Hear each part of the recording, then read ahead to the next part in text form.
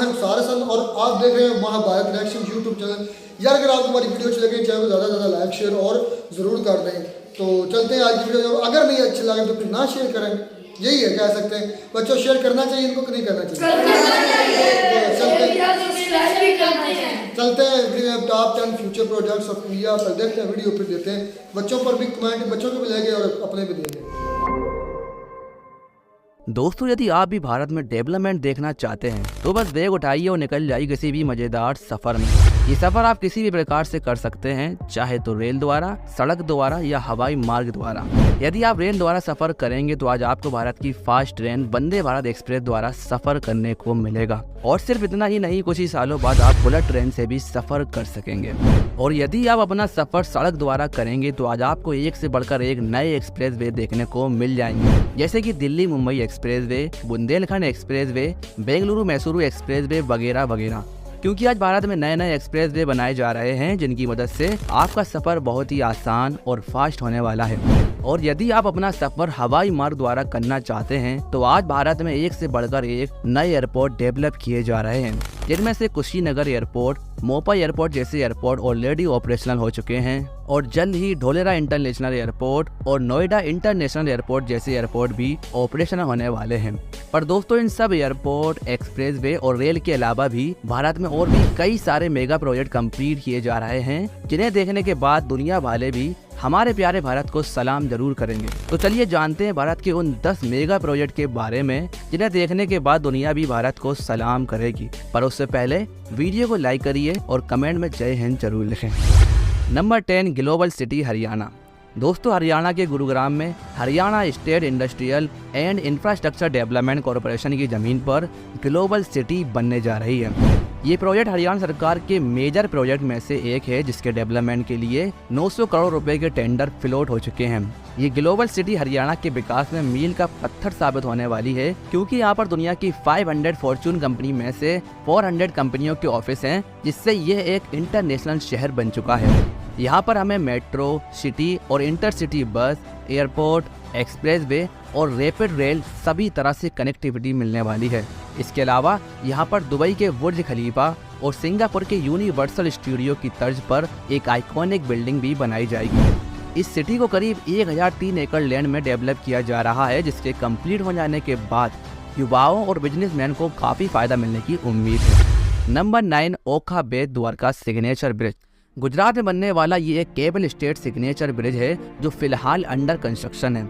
ये ब्रिज गुजरात की मेनलैंड ओखा से कच्छ की खाड़ी बेट द्वारका आइलैंड को कनेक्ट कर रहा है और इस ब्रिज की कुल लंबाई है 2.32 किलोमीटर और चौड़ाई है 27.2 मीटर। ये एक केबल स्टेट ब्रिज होगा, जिसमें से सिर्फ बीच का 900 metre section cable stayed bridge होगा और इस ब्रिज का जो डेक होगा वो 2 कैरिज वे के साथ कंपोजिट स्टील रिइंफोर्स कंक्रीट का होगा। इसमें दोनों कैरिज वे 2-2 लेन के होने वाले हैं और दोनों कैरिज वे के बीच करीब 1.2 मीटर का डिवाइडर होगा। इसके साथ ही पैदल चलने वालों के लिए ब्रिज के दोनों साइड 2.5 मीटर का फुटपाथ भी बनाया जा रहा है, जिसके फुटपाथ सेट के ऊपर सोलर पैनल लगे होंगे जिनकी कैपेसिटी 1 मेगावाट की होगी। इस पूरे प्रोजेक्ट की टोटल एस्टिमेटेड कॉस्ट 962 करोड़ बताई जा रही है, जिसे एसपी सिंगला कंस्ट्रक्शन कंपनी द्वारा अगस्त 2023 तक कंप्लीट किया जाना है। Number 8, Jaipur international stadium. ये स्टेडियम पिंक सिटी जयपुर में बनाया जा रहा है, जो भारत का दूसरा और दुनिया का तीसरा सबसे बड़ा क्रिकेट स्टेडियम होगा। इस इंटरनेशनल स्टेडियम में एक साथ 75,000 दर्शकों के बैठने की क्षमता होगी। और फैसिलिटी की बात करें तो इस स्टेडियम में 11 cricket pitch, 2 practice ground, 1 cricket academy बनाई जाएगी। इसके अलावा hostel, parking, sports club, hotel और जिम वगैरह की भी फैसिलिटी देखने को मिलेगी, जो वर्ल्ड क्लास की होगी। दोस्तों ये स्टेडियम ना सिर्फ हाईटेक है, बल्कि इसमें सुख सुविधाओं का पूरा ध्यान रखा जाएगा। बात चाहे पार्किंग की हो, इलेक्ट्रिसिटी की हो या दर्शक क्षमता की, ये सभी मामले में भारत का वर्ल्ड क्लास स्टेडियम होने वाला है। Number 7, eastern water front project. Mumbai में कंप्लीट होने वाला eastern water front project Mumbai के सबसे महंगे प्रोजेक्ट में से एक है। ये ईस्टर्न वाटर फ्रंट एरिया जो करीब 10 किलोमीटर के एरिया में फैला है, जहां पर 500 हेक्टेयर एरिया को डेवलप करना है। इसके लिए $45 बिलियन खर्च होने का अनुमान है। इस प्रोजेक्ट के तहत रेजिडेंशियल एरिया, एजुकेशन फैसिलिटी के लिए भूमि का विकास और पर्यटन के लिए पूर्वी समुद्री तट का विकास शामिल है, जिसमें मरीना, सैरगाह, सार्वजनिक पार्क, साइकिल ट्रैक और वाटर टैक्सी सर्विस आदि दी जानी है। रिपोर्ट्स के मुताबिक इस प्रोजेक्ट को लेकर मुंबई पोर्ट अथॉरिटी 25 साल का मास्टर प्लान लेकर आने वाली है, एक नए पोर्ट और ट्रैफिक सिनेरियो के हिसाब से रीडेवलपमेंट के लिए। इसके लिए टेंडर फ्लोट हो चुके हैं, जिसमें buildings, offices, multi modal connectivity और इंडस्ट्री पर जोर दिया जाएगा। Number 6, Navi Mumbai airport. दोस्तों, नवी मुंबई एयरपोर्ट एक अपकमिंग इंटरनेशनल एयरपोर्ट है जो मुंबई में पहले से मौजूद छत्रपति शिवाजी महाराज इंटरनेशनल एयरपोर्ट के लोड को कम करने के लिए डेवलप किया जा रहा है। ये मुंबई की उपनगरी नवी मुंबई के कोपरा पनवेल क्षेत्र में बनाया जा रहा है, जिसकी टोटल एस्टिमेटेड कॉस्ट 16,700 करोड़ बताई जा रही है। इसका कंस्ट्रक्शन 3 फेज में डिवाइड है, जिसके पहले फेज में सदर्न पार्ट को कंप्लीट किया जाएगा। ये हर साल करीब 2.5 करोड़ यात्रियों को हैंडल करेगा और एयरपोर्ट का आखिरी फेज कंप्लीट होने के बाद ये एयरपोर्ट हर साल करीब 9 करोड़ यात्रियों को हैंडल कर सकेगा। नवी मुंबई इंटरनेशनल एयरपोर्ट के डिजाइन के लिए भारतीय कला, संस्कृति के साथ मॉडर्निटी को मिक्स किया गया, जहां इसके डिजाइन को बनाया है फेमस आर्किटेक्ट कंपनी जाहा हदीद ने। इस एयरपोर्ट में 2 पैरेलल रनवे बनाए जाने हैं, जिसकी लंबाई है 3700 मीटर। इस एयरपोर्ट के टर्मिनल में फूड कोर्ट्स, लॉन्जेस, ट्रेवलेटर्स, टैक्सी वे सिस्टम के साथ साथ मल्टी लेवल कार पार्किंग जैसी फैसिलिटी मिलेगी, जिसे 2024 तक कंप्लीट करने का प्लान है। Number 5, central Vista redevelopment project. दोस्तों, ये प्रोजेक्ट प्रधानमंत्री नरेंद्र मोदी जी का एक ड्रीम प्रोजेक्ट है और जैसा कि सबको पता है, सेंट्रल विस्टा भारत की प्रशासनिक राजधानी है, साथ ही साथ लोकल्स और विदेशियों के लिए एक फेमस टूरिस्ट साइट भी है। इस प्रोजेक्ट के तहत नए संसद भवन, प्रधानमंत्री तथा उपराष्ट्रपति आवास सहित मंत्रालय के ऑफिस और केंद्रीय सचिवालय के दफ्तर बनाए जाएंगे।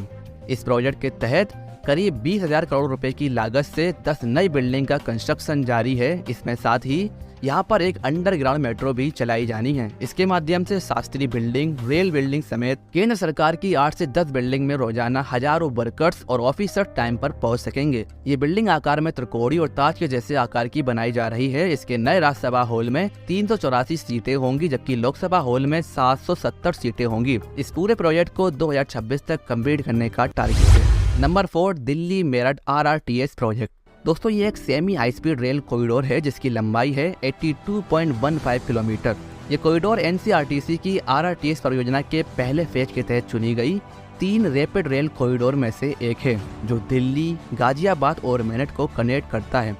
करीब 30,000 करोड़ की लागत से बनाए जाने वाले इस कॉरिडोर का 68 किलोमीटर का हिस्सा उत्तर प्रदेश में है, जबकि 14 किलोमीटर का हिस्सा दिल्ली में। इस कॉरिडोर की खास बात यह है कि इससे न केवल दिल्ली का पॉल्यूशन कम होगा, बल्कि दिल्ली में जो जाम की समस्या बढ़ रही है उसमें भी काफ़ी हद तक निजात मिलेगी। साल 2019 में इस प्रोजेक्ट की आधारशिला रखी गई थी। इसके प्रायोरिटी कॉरिडोर को जून 2023 तक और पूरे कॉरिडोर को 2025 तक शुरू करने की उम्मीद है। Number 3, Vande Bharat express. दोस्तों, वंदे भारत एक्सप्रेस, जिसे भारत की सबसे फास्ट ट्रेन कहा जाता है, मेड इन इंडिया पहल के तहत बनाई गई यह ट्रेन पूरी तरह से भारत में निर्मित ट्रेन है, जिसकी top speed 200 kilometre per hour की है। आपको बता दें, हमारे प्यारे भारत में वंदे भारत ट्रेन के 4 वर्जन ऑपरेशन होने वाले हैं, जिसमें VV1, VV2, VV3 और VV4 शामिल है। वर्तमान में VV1 और VV2 ऑपरेशनल हैं, जिसमें शताब्दी एक्सप्रेस की तरह चेयर कार्स मौजूद हैं। साथ ही ऑटोमेटिक प्लग दरवाजे, टच फ्री स्लाइडिंग दरवाजे, GPS वाला इंफॉर्मेशन सिस्टम, वाईफाई, CCTV कैमरे और कवच जैसी फैसिलिटी भी मिलती है। और आने वाले समय में स्लीपर क्लास की वंदे भारत ट्रेन भी चलाने का प्लान है, जो वंदे भारत ट्रेन की VV3 और VV4 वर्जन होगी। इसमें VV3 की top speed 180 kilometre per hour की होगी, जबकि VV4 की top speed 200 kilometre per hour की रहने वाली है। वर्तमान में भारत में 15 अलग अलग रूट्स पर यह ट्रेन ऑपरेशनल है, जिसमें इस वंदे भारत एक्सप्रेस की टॉप स्पीड को 130 किलोमीटर पर आवर तक सीमित रखा गया। लेकिन भोपाल से दिल्ली के बीच चलने वाली वंदे भारत ट्रेन ही एक ऐसी ट्रेन है जिसकी top speed 160 kilometre per hour तक रहती है। और आने वाले समय में हर बड़े बड़े शहरों के बीच वंदे भारत ट्रेन को चलाया जाएगा, जबकि PM मोदी जी ने वादा किया है कि आज़ादी के अमृत महोत्सव के 75 वीक्स में भारत में 75 वंदे भारत एक्सप्रेस ट्रेन को ऑपरेशनल किया जाएगा। Number 2, Mumbai coastal road project. Mumbai की पहचान बने बांद्रावली सी लिंक की तरह ही अब मुंबई कोस्टल रोड भी एक अलग पहचान के लिए जाना जाएगा। ये एक 8 लेन चौड़ा 22.2 किलोमीटर लंबा फ्रीवे है जो मुंबई के पश्चिमी समुद्र तट के साथ साउथ में मरीन लाइंस को नॉर्थ में कांदिवली से जोड़ रहा है। ये साउथ मुंबई को नॉर्थ मुंबई से जोड़ने के लिए बेहतर कनेक्टिविटी प्रोवाइड करेगा, जिससे इन दोनों पॉइंट्स के बीच यात्रा में लगने वाले समय को 2 घंटे से घटाकर सिर्फ 50 मिनट करने की उम्मीद है। लेकिन सबसे ज़्यादा खास बात यह है कि यहाँ पर हमें recreation area, cycling track, walking path, jogging tracks, amphi theatre, bus terminal, taxi stand जैसी फैसिलिटी देखने को मिलेगी, जिसकी वजह से इसे भारत का सबसे खूबसूरत रोड कहा जा रहा है। फिलहाल इस कोस्टल रोड का कंस्ट्रक्शन जारी है और इसे नवंबर 2023 तक खोलने का प्लान है। Number 1, Dholera smart city.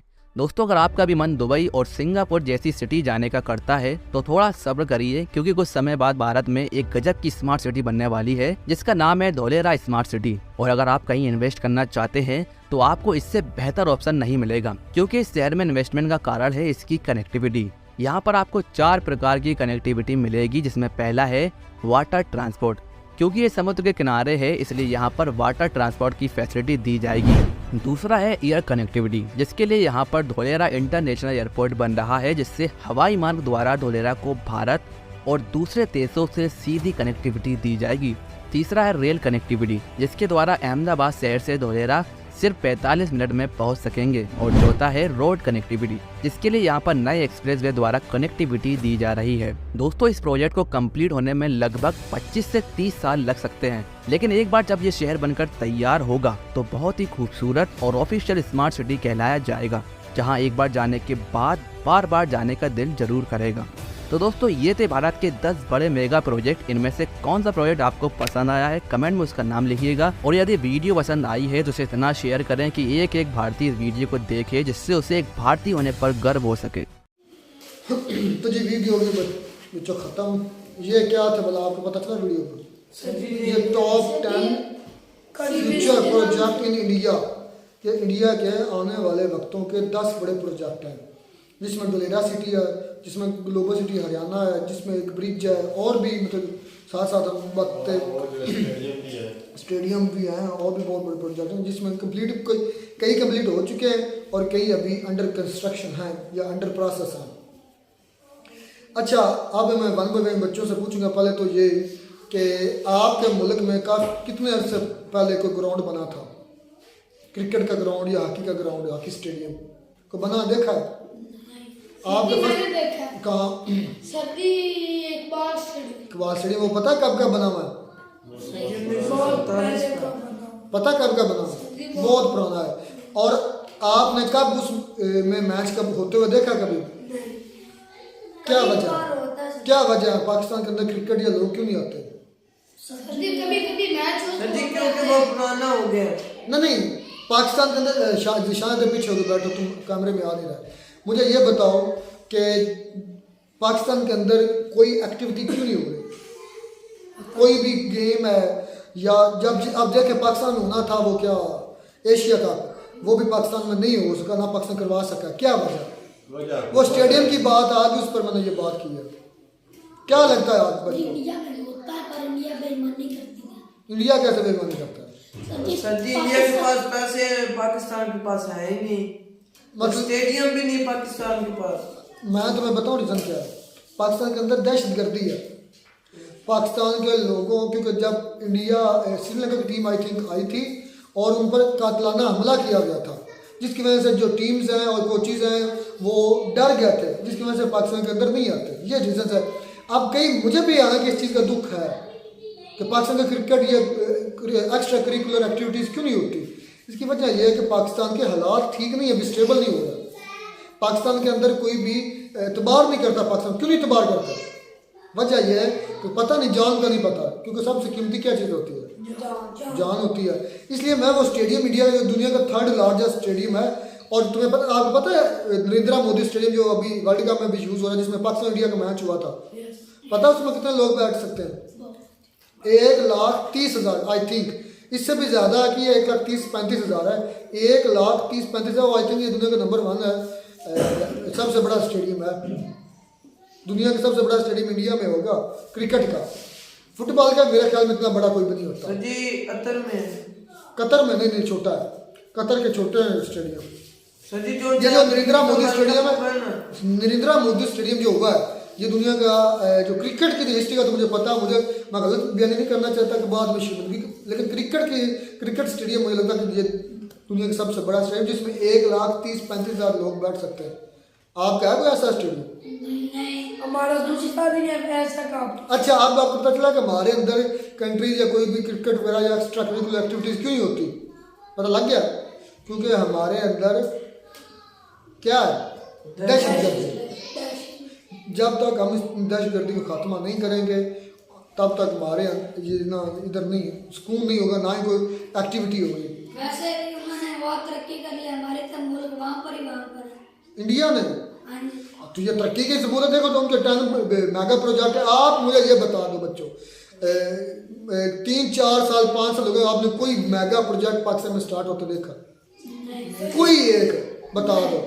मुझे नहीं लगता, मेरी नज़रों से कोई ऐसा बड़ा मेगा प्रोजेक्ट नहीं, मैच की बात नहीं कर रहा मैं, मेगा प्रोजेक्ट कोई बड़ा मनसूबा पाकिस्तान में लगा हो, जिस तरह ये है डुलेरा सिटी है, जिस तरह उनका वो एक ब्रिज है। अब तक दुनिया का सबसे ऊंचा रेल ब्रिज जो है, दुनिया में सबसे ऊंचा रेल ब्रिज वो भी इंडिया में है। दुनिया की फास्ट ट्रेन भी उनके पास। नहीं, दुनिया की फास्टेस्ट ट्रेन जो ईरान की है, ईरान सॉरी कह रहा हूँ, जापान की है या फिर चाइना की है, वो बुलेट ट्रेन अभी तक, लेकिन इंडिया में उसकी बुनियाद रखी जा चुकी है, इंडिया में भी वो आ रही है। आप नहीं, आपकी तो बोगियाँ तुम्हें पता किधर से आती हैं? कोचेज जो हैं आपकी ट्रेन की जो कोचेज होती हैं आपको पता किधर से आते हैं? सर जी चाइना से आते हैं। आप तो वो अपनी गाड़ियाँ की जो है रेलगाड़ी की बोगियाँ नहीं बना सकते, कोचेज नहीं बना सकते। सर जी हर चीज चाइना से ही आती है। तो ये कैसे हम बने? Made in China. Made in China, ये कैसे आप ठीक होंगे? कैसे, कब आप सुधरेंगे, कब आप अपने मुल्क को आगे लेकर जाएंगे, किस तरह लेकर जाएंगे? हमने कुछ किया तो नहीं है। आपने करना है, किया नहीं लेकिन करना है। मैं 2 दिन दे दूंगा। 2 दिन में आपने कोचेज बना लेनी है। 2 दिन पे ये पूरा बीज रखना पड़ता है। इंडिया ने अपना बीज रखा था। जब इंडिया हमसे अलग हुआ इंडिया से, तो इंडिया ने तरक्की की तरफ IT के शोबे डेवलप किए। हमने क्या किया? हमने मार्शल लॉ खेला, आइन खेला। आइन हमारे 3 मरतबा, हम आइन 2 मरतबा पामाल कर चुके हैं। नए आइन, पहले एक आइन आया, फिर दूसरा आया, तीसरा, फिर मार्शल लॉ। मतलब है हमारे मुल्क में स्टेबिलिटी नहीं है। इंडिया के अंदर क्या है? उधर इस्तेकाम है, स्टेबिलिटी है। आपको अच्छा, आप पूछते हैं कि आपको सबसे कौन सा अच्छा लगा डेवलप उनका जो मेगा प्रोजेक्ट हुआ? सर जी मुझे तो वो ब्रिज बहुत अच्छा लगा। जी मुझे तो उनके रोड बड़े अच्छे लगे। तो जी साइकिल के पर भी जाने के लिए एक जगह थी, उसी रोड के साथ पैदल के लिए उसमें सब कुछ आ गया। दुलेरा सिटी के बारे में हमजा जी, स्टेडियम सर जी बहुत पसंद है। तुम्हारा रुझान क्रिकेट की तरफ है ना, इसलिए तुम्हें वो स्टेडियम अच्छा लगा। क्या जी? मुझे सर जी ट्रेन बहुत लंबी थी। तुमने कोई ना कोई फनी बात करनी होती है। मुझे एक और बात अच्छी लगी सर जी, जो उनके एयरपोर्ट पे ना सर जी बहुत खूबसूरत थे। और सर जी जो उनके एयरपोर्ट पे सर जी शुरू से दिखाई थी। सर जी इतने खूबसूरत थे, इतनी प्यारी लाइटिंग थी। वन बाय वन मुझे स्टेडियम अच्छा लगा। सर जी इसकी आपका जी सिकंदर, सर जी मुझे उनकी तरक्की अच्छी लगी। क्या तरक्की की है? क्या देखा तुमने? मैंने सब कुछ देखा सर जी। उन्होंने अपनी ट्रेन भी खुद आ गया, वंदे भारत। मुझे ट्रेन भी आ ये बच्चे भूल रहे थे, उसको याद है। उन्होंने ब्रिज भी बना लिया मजबूत सबसे, उसके नीचे भी उन्होंने एक ब्रिज बना लिया। मतलब कि वो उनके पूरे प्रोजेक्ट्स अपनी पूरी कंट्री के अंदर वो तरक्की कर रहे हैं। आप पाकिस्तान कुछ भी नहीं। मैं बता तो क्या कर रहा है? क्या कर रहा है? क्या कर रहा है? सर जी घर जाके सो रहा है। कॉपी कर रहा है। पाकिस्तान कॉपी भी सही तरीके से नहीं कर सकता, कॉपी में मार रहा है। सर जी पाकिस्तान गेम में ही हम खेल सकते। वो भी नहीं खेल रहा, वो भी हार रहा है। क्रिकेट हार नहीं गया। चलें जी, खैर मुझे तो वीडियो अच्छी लगी होगी, वीडियो से ज़्यादा लाइक शेयर कर दें जी। सर जी ये पाकिस्तान और कुछ कर रहा है। क्या कर रहा है? सभी लोग अपने काम पर जाते हैं, कुछ करते हैं ना हाथों से। कुछ भी नहीं करते। ये तो मजबूरी है ना। आपने डेवलप क्या किया? बात में तरक्की क्या है? जी पाकिस्तान काम कर रहा है। क्या? सही सो रहा है। नहीं ये तो काम तो नहीं ना, ये तो गफलत है। चलें जी, उम्मीद करते हैं आपको बच्चों को कमेंट अच्छे लगे होंगे, अगर अच्छे लगे ज़्यादा लाइक शेयर जरूर कर दें। मिलते हैं नई वीडियो में।